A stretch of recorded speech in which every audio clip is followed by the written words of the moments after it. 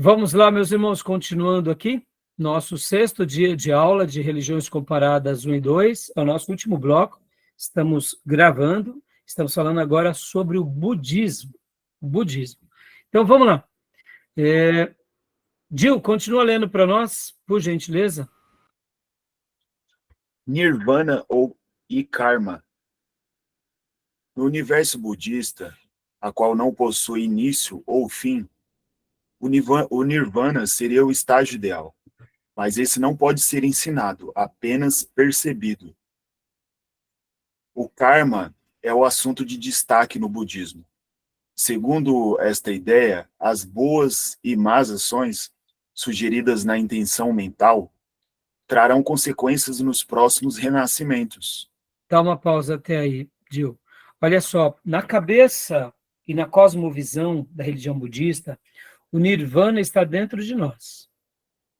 Então, já que a gente tem esse Nirvana, a gente precisa desenvolver ele. E aí o karma vai ser a relação pela qual a gente, fazendo boas obras, evoluímos. Fazendo obras más, regredimos. E outra, Pode falar, a questão também aí é que, para eles, é até te perguntar, né? Mas até, é claro, né? Não existe pecado, né? Para eles é ignorância, né?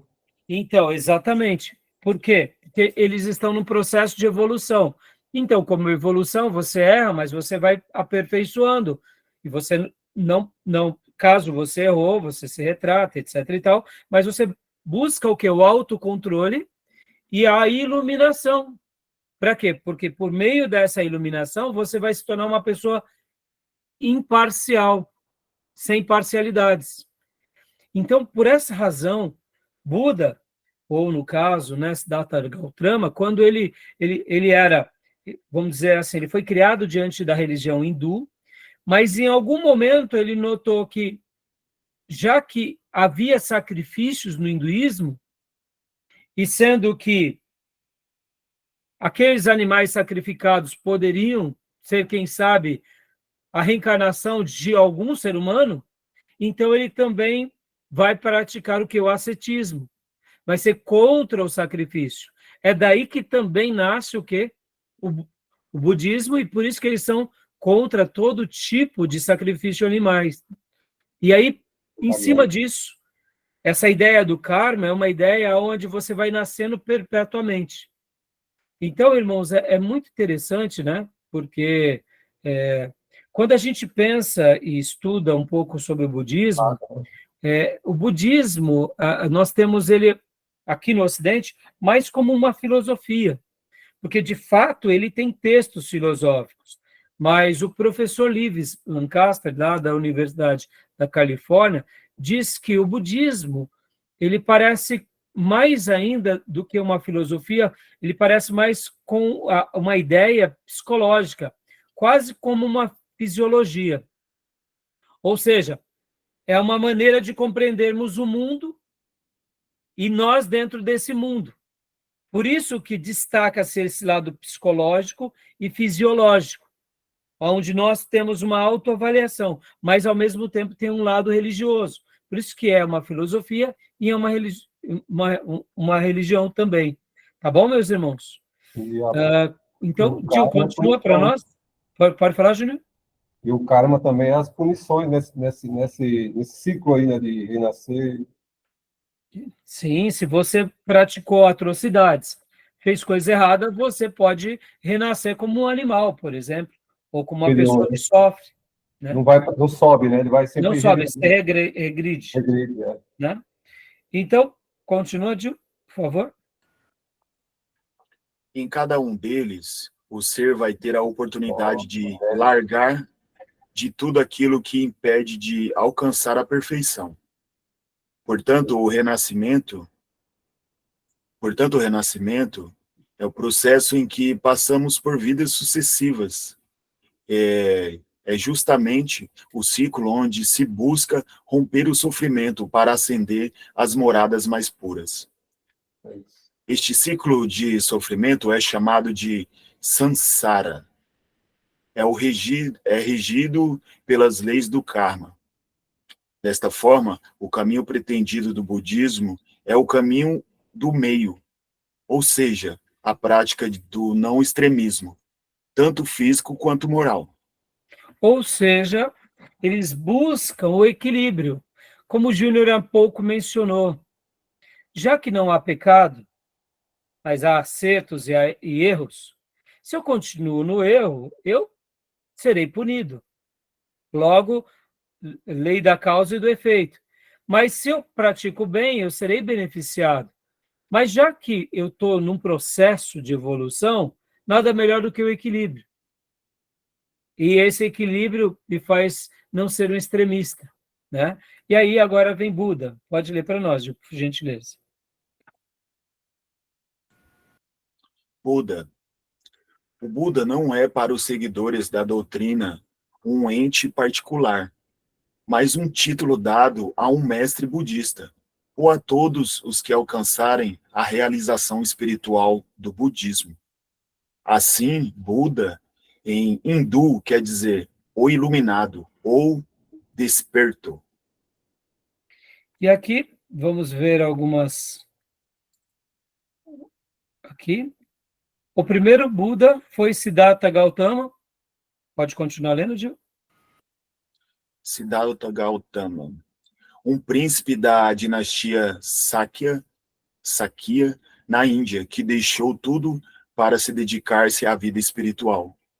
Nascido em 563 a.C., sua vida é resumida pelos seus seguidores em nascimento, maturidade, renúncia, busca, despertar e libertação, o ensino e a morte. Lembrando que o hinduísmo já existia há quase 1000 anos na Índia. 1400. Exato. Por volta do 1500, 1400, segundo, né, alguns, antes de Cristo. Então, ele nasce como um príncipe na Índia por volta do ano 563, ou seja, século VI. E dizem também que naquele período ele era um príncipe, ele saiu em peregrinação e viu a desgraça e a miséria na Índia. Por isso despertou ele a busca pelas virtudes e pela ajuda humanitária. E assim, Exatamente. Né? A gente vai tentar ler já alguns outros detalhes nos slides adiante. Mas pode continuar, Gil, por gentileza. Siddhartha Gautama foi criado rodeado de luxo.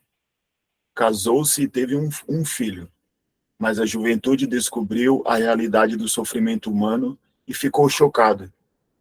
Encontrou-se com quatro pessoas, uma anciã, uma doente, outra morta, e por fim uma asceta. E se indagou sobre a origem de tudo aquilo. No entanto, foi quando se encontrou com este asceta religioso, que se mortificava em jejum rigoroso, que pensou que ali estava a resposta para as suas indagações. Por isso, raspou a cabeça em sinal de humildade, trocou as suas suntuosas roupas pelo despretensioso traje alaranjado e lançou-se ao mundo em busca de explicações para o enigma da vida. Joia.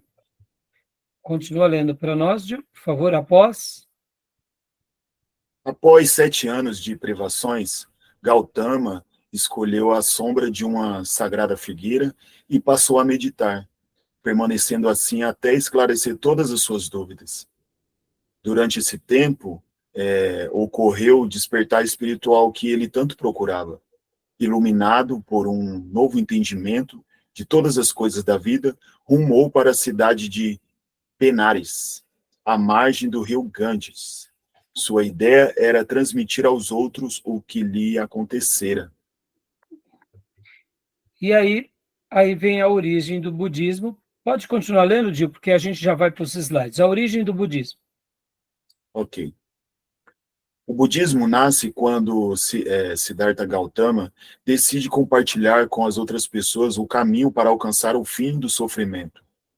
Sua doutrina Sua doutrina se mistura às crenças do hinduísmo, tornando uma filosofia que se adaptava facilmente a cada religião onde se instalava, bem como a cada ser humano que desejasse aprendê-la. Então, perceba, como o Júnior há pouco disse, ele vê o sofrimento.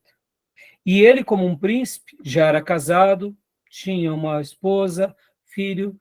Depois dessa inquietação, seu pai tenta até protegê-lo, colocando guardas ao redor, dando mais conforto a ele, mas ele, seguindo a orientação dos deuses, resolve seguir o seu caminho até, de fato, viver essa sua vida ascética. O que seria isso, irmão? Seria o jejum absoluto. É claro, irmãos, existem muitas histórias, existem muitos relatos, mas segundo os historiadores e documentos, vão falar que ele pratica esse ascetismo e praticamente ele fica em pele e osso. Alguns vão dizer que ele não comia nada saboroso, a não ser um arroz por dia para se manter vivo. E aí, nesse pé da figueira, certa ocasião, lutando contra os demônios, ele até consegue atingir o nirvana, que é esse estado de Buda. Então, perceba que, assim, tudo isso, né, é o pano de fundo que fala sobre o budismo, mas toda a mensagem e a construção do budismo vai ser aquilo que vai levar o fim do sofrimento. Então, percebe que a religião hindu já estava lá, o sistema de castas já estava lá. As pessoas, querendo ou não, viviam debaixo do sofrimento ou confortáveis a eles, porque já que você nasceu naquela casta, você deve continuar a ela. Porque quem praticava no hinduísmo uma ruptura da sua casta, praticava algo horrendo. Então, note que agora, surgindo essa nova religião, ele dava uma nova resposta para eles. E aí onde instala-se, né? Ele começa, depois dessa iluminação, desse estado de nirvana, ele começa, então, ter esses ensinamentos. E tudo começa também porque ele resolve dar um sermão. Seu primeiro sermão, que foi feito, segundo os documentos históricos, no Parque dos Veados, na cidade de Sarnath, na Índia. Então, esse é o primeiro documento histórico pelo qual ele dá o seu primeiro sermão. E ele tinha um discípulo que, durante muitos anos, divulgava todos os ensinos dele. Seu discípulo era tão dedicado que não conseguia evoluir na sua meditação como foi ele. Mas, dentro dos grandes ensinamentos e das doutrinas budistas, que são 4 verdades nobres, a maior dela era sobre o sofrimento. Porque, olha só que interessante, tudo que fazemos sai do satisfatório para o insatisfatório. Então, ele vai ensinar, de uma forma ou de outra, que mesmo quem está dentro de um palácio pode estar vivendo um momento de insatisfação e que o sofrimento vai o atingir também de alguma forma. Pode falar, Júnior? É o caso dele. Para mim, era um hindu insatisfeito. Praticamente isso, né? Tá bom? Então, olha só. Agora leia para nós aqui, Gil. Antes paramos aqui. O ser humano desejasse aprender. Aos 45 anos, pregou. Aos 45 anos, que pregou sua doutrina por todas as regiões da Índia, o Buda mencionou sempre as 4 verdades e as 8 trilhas. Além disso, resumiu seu pensamento na regra de ouro. Tudo o que somos é resultado do que pensamos. Somente séculos depois da sua morte foi realizada uma reunião que definiu os preceitos budistas, onde prevaleceram 2 grandes escolas, Theravada e Mahayana. Isso. E aí vem aqui os ensinamentos budistas. Pode continuar lendo para nós, por gentileza? Interessante essa frase aí, essa frase aqui citada. Essa daqui, né? Tudo que somos é resultado do que pensamos. A ideia da evolução aí, ó. Ele Sim. prega das virtudes, né? Sim. Se pensar pequeno, vai ser pequeno. Pensar grande, virtude será grande. E querendo ou não, Júnior, quando nós, como você mencionou, né, por ele ser um hindu, diante de tantas situações difíceis, porque como, lembra, ele era de uma casta mais elevada, Era príncipe, né? ele era um príncipe.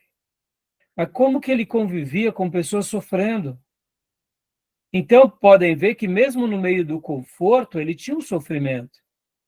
Por isso que eu acabei de falar que tudo que fazemos sai do satisfatório para o insatisfatório.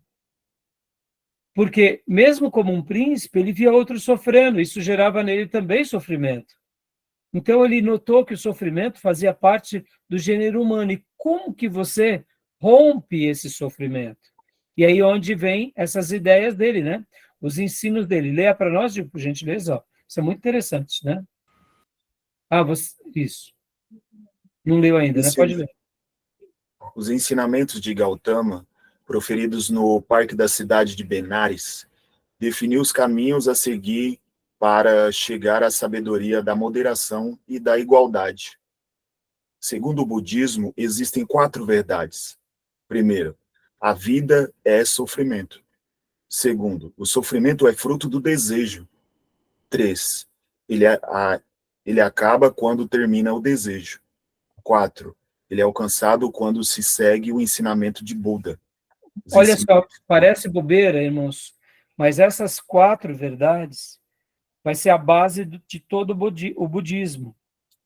Porque se a vida é sofrimento e o sofrimento é fruto do desejo, logo, quando você interrompe esse desejo, ou, vamos falar aqui num linguajar nosso, mortifica a carne, você já para de sofrer.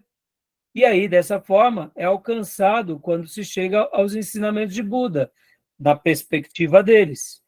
Então, você sabendo lidar com o desejo, ou neutralizando o desejo, e aqui entra os jejuns, entra a meditação, entra o desapegar-se desse mundo, entra aquilo que nós, aqui no Ocidente, fomos muito familiarizados diante do quê? Do Dalai Lama e do quê? Dos monges tibetanos. Materialismo, consumismo. Exato. Podem ver. Como que eles vivem lá, irmãos? Lá no Tibete, na Mongólia. Porque olha só que interessante. Tanto lá no Tibete quanto na Mongólia, o que é um lama?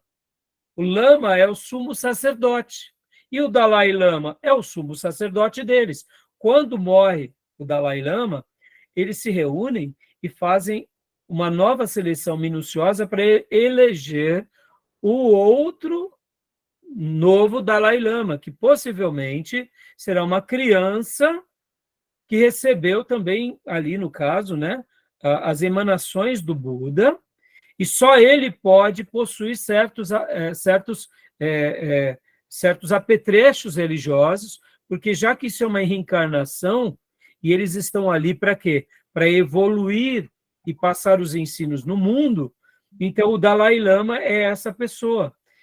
E por isso que eles se desapegam de tudo. Sim. E por isso que eles não são voltados à matéria, eles são voltados à contemplação, eles meditam. Espiritualidade. Como? A espiritualidade, né? Exato. E aí, irmãos, como que um crente carnal, materialista, um macedinho vai pregar para um camarada desse? Entendeu? Tem uma frase do Dalai Lama que é o seguinte, está dentro desse tópico aí, né? Ele diz assim que o homem perde a saúde para conquistar dinheiro, depois perde todo o dinheiro para conquistar a saúde. Veja É bem. um princípio básico, né, Júnior? Olha só, eu gosto muito, irmãos, de todos os sábados tomar um café que ele foi, vamos dizer assim, ele foi comercializado, é um tal de Coffee Bullet, não sei se já ouviram falar. Coffee, deixa eu ver o nome correto aqui. Coffee Bullet, Coffee Bullet, é alguma coisa assim o nome. Coffee Buffet? Bulletproof Coffee, uma coisa assim, irmãos, não me lembro muito bem. O que é esse café que eu tomo aos sábados? Eu faço aqui em casa. Ele foi um executivo americano, foi passar um período, né, de estadia lá nesses lugares, né, no Tibete, e viram que eles ficavam o dia inteiro sem comer. Ficou impressionado. E aí o que ele descobriu, né? Que os monges, eles têm uma dieta muito boa, baseada naquilo que chamamos de dieta cetogênica. Ou seja, eles consomem muitas gorduras boas. E essas gorduras boas geram, ao mesmo tempo, que energia para a queima das calorias, e, ao mesmo tempo, você acaba não tendo fome, né? Porque te dá uma saciedade. E, ao mesmo tempo, te dá energia. Sem entrar muito no mérito, né, irmãos, mas pode ver que quando nós precisamos de uma queima de energia, o nosso corpo busca o quê? Busca em açúcares. E por isso que muita gente está com muita vontade de comer açúcar, comer pão, né?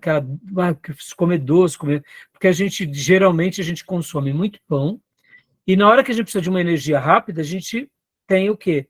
O carboidrato que vira açúcar, né? E naturalmente a gente usa esse carboidrato. Mas só que é uma energia muito rápida, né? Nosso corpo não é treinado em consumir gordura. Então, segundo a dieta cetogênica, ela é uma dieta mais antiga e milenar, que você ingere gorduras boas e uma quantidade menor de carboidrato. Então, o seu organismo ele vai sendo treinado. Você precisa de energia? Ele consome o carboidrato. Mas na hora que acaba o carboidrato, aí ele vai para o segundo consumo de energia, que seria as gorduras boas. Só para vocês terem uma ideia e vocês entenderem. Lembra do nordestino, tomando um caldo de mocotó? Você fala assim, vai morrer, né? Consumindo aquilo tão gorduroso. Mas percebam, hoje, né? Que nem essa semana retrasada, eu conversei com um senhor aqui, que é conhecido meu de Suzano. Ele estava indo visitar o pai dele lá no sertão do Nordeste, porque ia ser o aniversário de 100 anos do pai dele. E a mãe dele está 94 anos. Como pode as pessoas chegarem aos 100 anos, muitas vezes no sertão do Nordeste? Aí eu digo, quem é mais sábio em se alimentar? Aqueles antigos que têm aquela dieta, né? Comer ali as coisas do campo, da roça. Percebam, muitos alimentos antigos eram repletos de gorduras boas. Então, depois pesquisem. E esse executivo foi lá passar no Tibete, e aí ele notou que eles usam vários óleos de amêndoas, óleos de coco, dentro dos chás e do que eles consomem, e ele fez essa bebida, que ela é o quê? É o café com óleo de coco e com manteiga ghee, no caso, né? E aí você bate tudo isso e toma. Agora, é claro, isso daí é muito calórico, né, irmãos? Você tomar esse café e depois comer pão, comer bolo, aí vai ser uma explosão de calorias, né? Então, quem consome esse café, não é aconselhável logo na sequência comer nenhum carboidrato, né? Senão...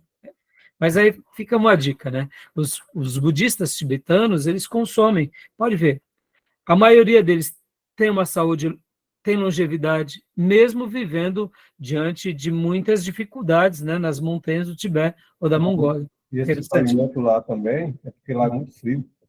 Muito frio também. Lá, muito frio lá. Então, Sim. muito caro. E comida gordurosa. Sim, né? Mas você vê essa questão, né, Júlio?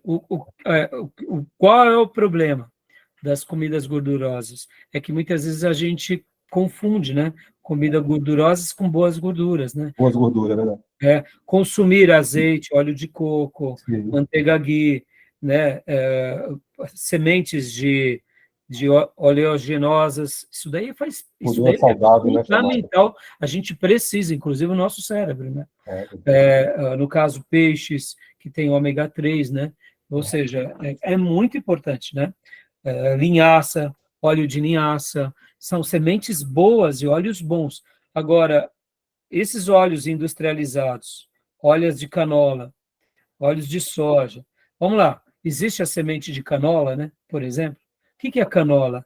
Se não um conglomerado de coisas que a indústria criou um óleo chamado de canola.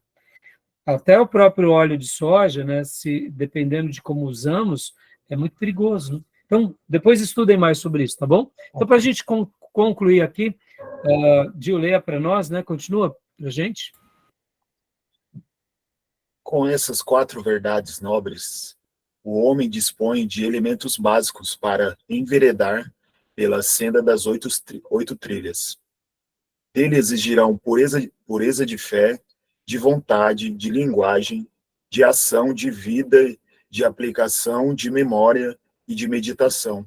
Que seriam essas 8 trilhas. Nos slides, que infelizmente a gente não vai conseguir ler, mas eu faço questão, irmãos, já de só passar para vocês. Temos 2 slides que eu passei já no início das aulas.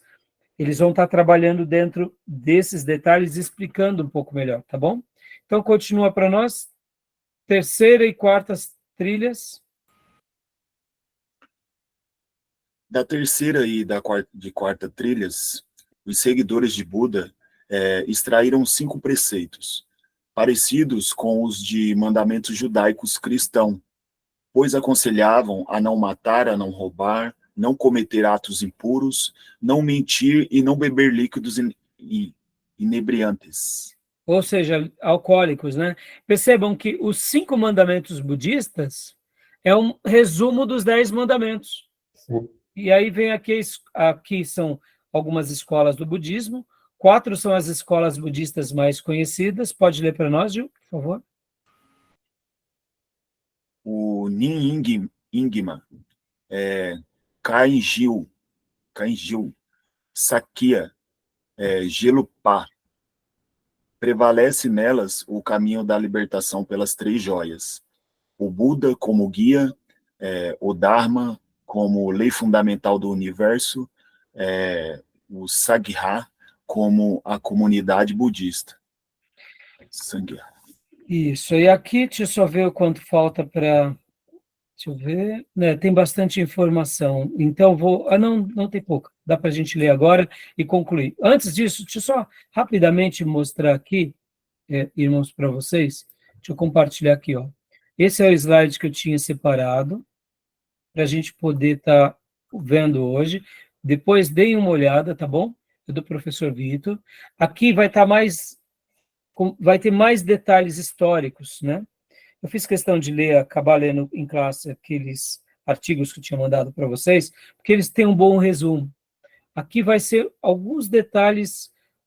É interessante que a imagem de Buda aí é gordo, e ele não era, né? É um príncipe, não tinha nada a ver. Sim. Pelo contrário, né? É até uma seta, né? Aqui o budismo tibetano, né? Divisões do budismo.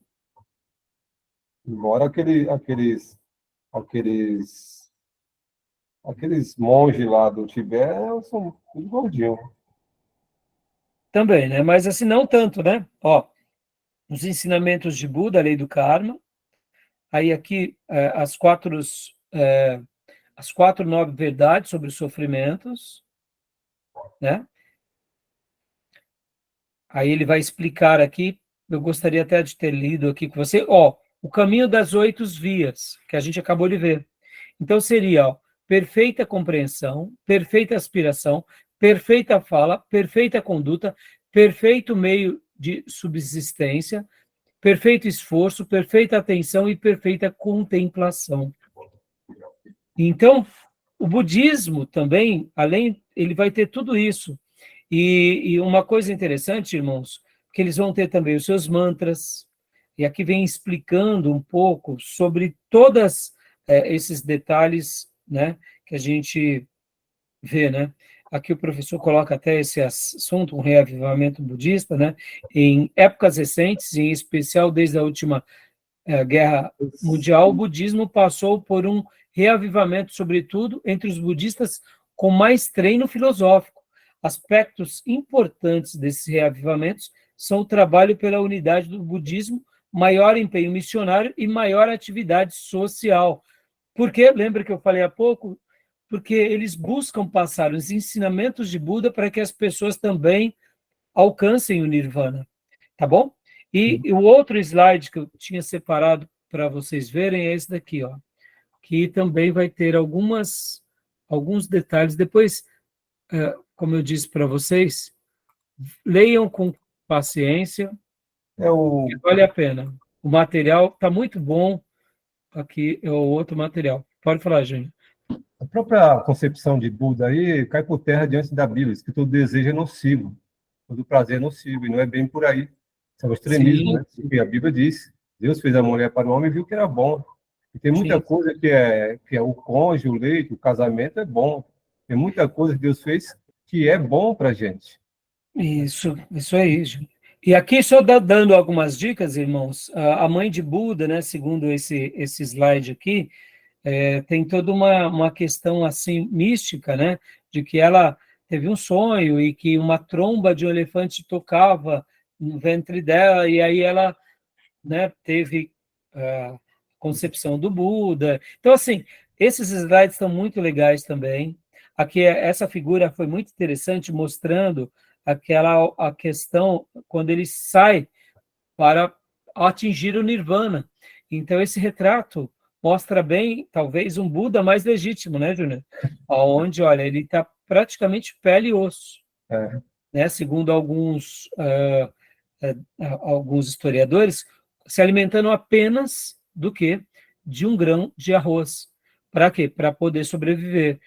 E aí, é nesse episódio que ele pega e fica literalmente aqui próximo a uma figueira, e ele alcança o Nirvana. Aqui ele luta contra um demônio. Então, é bem interessante, irmãos, para a gente conhecer, para a gente saber. Aqui, os 10 mandamentos com relação aos preceitos budistas. No caso, o professor Sidney colocou santificar o domingo, né? Ou seja, que na realidade não é santificar o domingo, os 10 mandamentos é o sábado, né? Tem uma heresia aqui ou não, irmãos? Oxe, tem muita heresia. Uma heresia aí. Né? Mas ele fez aqui uma leitura já dos 10 mandamentos na ótica do cristão, tá? Mas, assim, eu até ia brincar com ele, né? Falei, opa, tem uma heresia aqui, né? Mas... E outra coisa que eu acho que é uma pretensão do Buda, quem é que confere esse nirvana? Ele mesmo? Então, a pessoa atinge, né? Ela atinge, né, Júnior? Então, ela tinha, mas pela questão que ele é iniciador, mas quem é que vai aferir esse nirvana? Sim, Ele sim. próprio? Porque nirvana, na verdade, é o ápice do conhecimento, da iluminação, da sabedoria. Por isso que é uma religião autorredentora, né?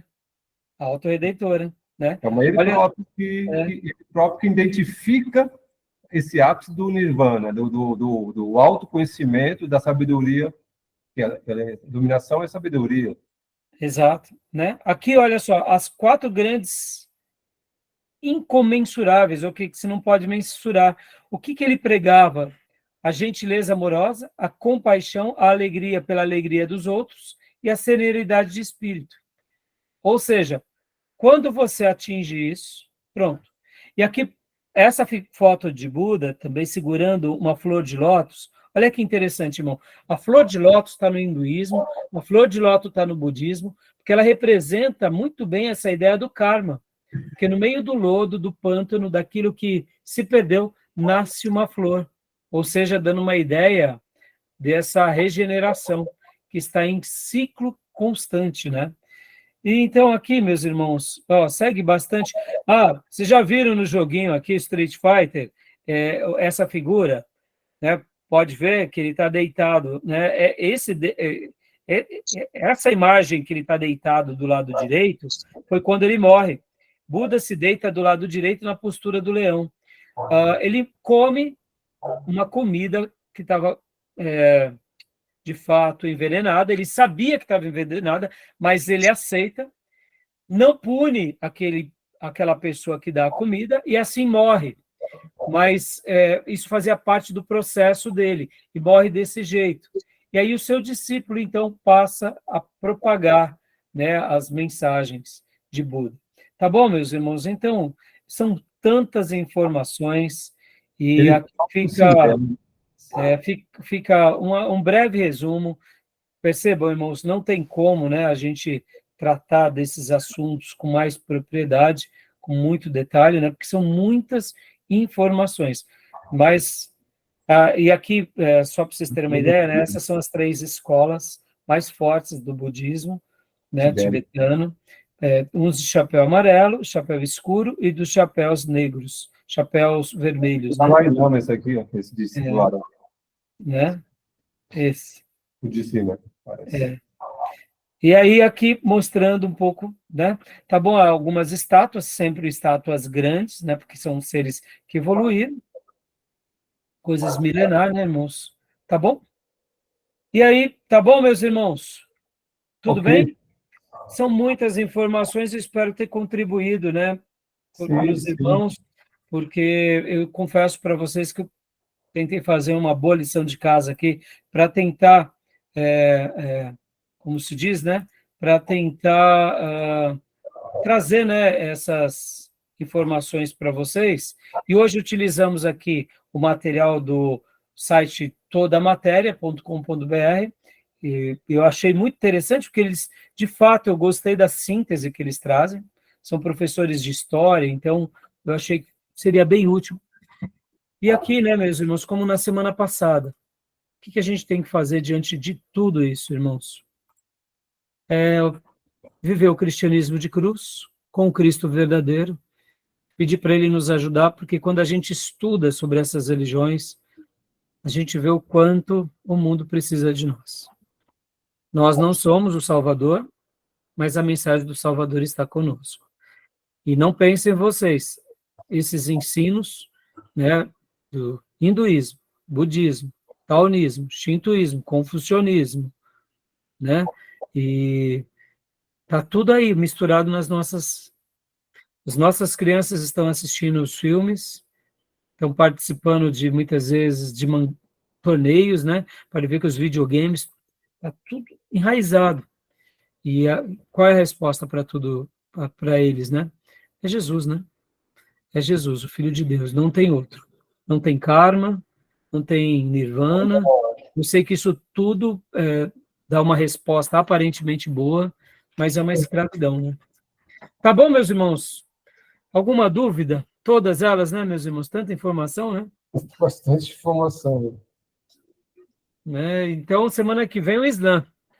Eu fiz questão, irmãos, de trabalhar mais nessas religiões, porque as outras religiões, Testemunha de Jeová, Mormonismo, Adventista do Sétimo Dia, nós temos muito material.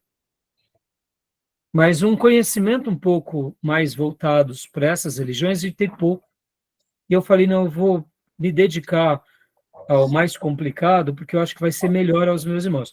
E eu vou dizer para vocês, para mim isso é um pouco antinatural, porque eu gosto de trabalhar naquilo que eu tenho mais convicção, né?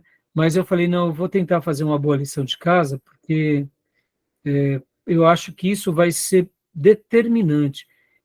Eu não sei se é porque eu estou vendo um desenrolar onde essas influências religiosas vão chegar mais perto de nós. E a gente vai precisar conviver com essas pessoas e entender elas um pouco, para poder pregar para elas. Porque como que a gente vai pregar para elas se a gente não entende elas? Podem ver que dentro do Shinto, o shintoísmo, os japoneses eles nos veem como uma religião o quê? De estrangeiro. Para eles, a gente não tem uma conexão com eles. Tá bom? Alguma pergunta, meus irmãos? Alguma dúvida? Não, Podemos encerrar? sim, sim. Deus nos ajude e que a gente possa acessar a luz nesse mundo, principalmente para essas culturas. Tá bom? Exatamente. Amém. Então, querendo Deus, nos vemos quinta-feira, com as minhas ovelhinhas, nos vemos amanhã no nosso culto de oração, e vamos trabalhar quinta sobre o Islã. O Islã. E corram nos estudos e nos vídeos e nos materiais, tá bom? E obrigado, viu, Tomé? Gostei demais, e hoje eu utilizei muito religiões mundiais, né?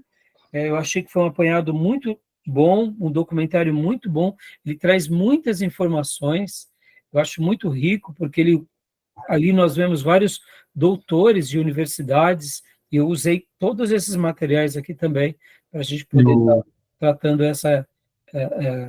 esses estudos. Depois assistem também, porque vai acomodar esse conhecimento na memória dos filhos. Tá bom? E o Buda morreu e está lá, o túmulo dele, né? Mas o nosso Jesus morreu e ressuscitou. E Buda Amém. vai comparecer no tribunal de Cristo, né? Que legal. Ô, pastor, Amém. Pode falar, Fia. você lembra quando eu falei para o pastor que eu tinha feito um curso E o pastor queria saber o nome da escola e eu não sabia te dizer. É esse aqui, ó. Vê se dá para ver. Não tá dando não, minha irmã. Manda depois para mim. Tira uma Eu foto. vou te mandar foto. Isso, manda sim, tá bom? Tá. Então tá jóia. Aí depois me fala, tá bom? Porque Tá aí bom. eu acompanho. Tá bom, meus irmãos? Ok. Deus abençoe, meus irmãos. Um excelente final de noite para os irmãos. E qualquer coisa, Amém. me procurem no particular e vamos trocando informação no nosso grupo de WhatsApp, tá bom? Deus Amém. abençoe. Boa noite. Boa noite, irmão. A paz. A paz. Amém. Boa noite. Bom descanso, pessoal. Tchau, filho. Olá, olá. Tchau, mãe. Boa noite. Paz, Beijo. mãe. Tchau, gente. Deus abençoe, meus irmãos. Amém. Abençoe.